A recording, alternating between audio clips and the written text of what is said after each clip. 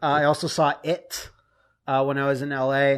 I won't go on too much, but it was fantastic. I really, really liked it. I watched the original It like not too long ago, like 2 months ago, and I was like, man, this is aged poorly in some places. It's also like 7 hours long, right? Well, because it was like a TV movie, so yeah, basically it was. Did they include all the kid sex this time?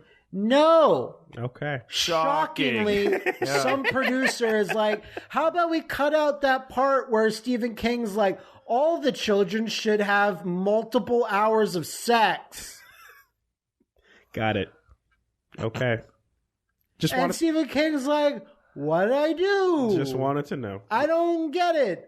She needs to do that with the boys to give them the morale and gumption to leave the sewers. Yeah, you'd think that'd pop up on Rotten Tomatoes if that was yeah, it wouldn't have like the highest No, Stephen King would be more like, it's a metaphor. That's what a lot of people say. It's a metaphor. It's like, how about have a metaphor where the girls and all the boys go, we're going to be friends forever. It's a and then they leave. It's a 10-page metaphor. Yeah. So, but yeah, steamy metaphor. Well, because it's in the sewers, there's a lot of steam going around. I really, really, really liked it because there's lots of good scares that kind of made me go, wow, I've never quite seen that before, or that actually is really freaky, and I'm not liking this right now. Remember in Stranger Things when they had to defeat the enemy by having kid sex everywhere? Speaking of which, I didn't know this. It's the only way Will managed to stay alive in the Upside Down. He kept having sex with the monster. Like, that's the only way. The monster's like, I'm going to kill you, and the kid's like, I'll do anything to live. It's a touching story with Eleven and all the rest, but like, how else are you going to defeat it? Because the main kid from Stranger Things is in this, and I didn't know. Oh, like I didn't really. Finn, whatever. Okay, well, his brother, and I was like, wow, this feels like Stranger Things. But then again, Stranger Things feels like It. Yeah. So that's the whole thing. The one thing I will say is that when I went to go see the Annabelle movie like months ago, they showed the opening scene of It, where the kid's talking to Pennywise inside the sewer. Mm-hmm.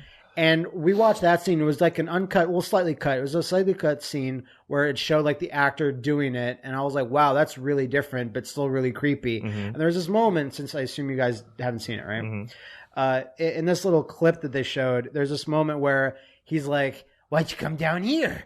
There's lots of corn dogs and things and bubble gum. And the kid's like, haha, yeah. And he goes, I'm the dancing clown. Dance, dance, dance. And he's like, yeah, dance, dance, dance. And then he just stops. His face stops and just stares at the kid for like 8 seconds.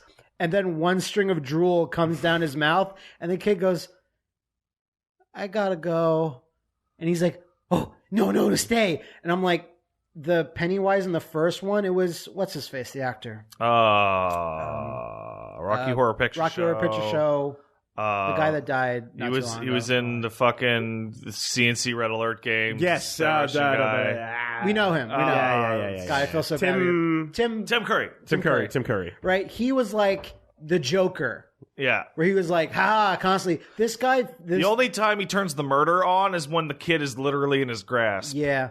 And in this, it's like you feel like this is like barely a entity. It's like a creature, and it's like it kind of loses the thread sometimes when it's trying. Yeah. It just like kind of does weird things all of a sudden. So I really, really enjoyed it, and like they're gonna make a sequel where it's totally fine to make a sequel because the kids need to grow up. Mm-hmm. And there's all this fun speculation of who should play the kids when they're grown up and stuff like that. So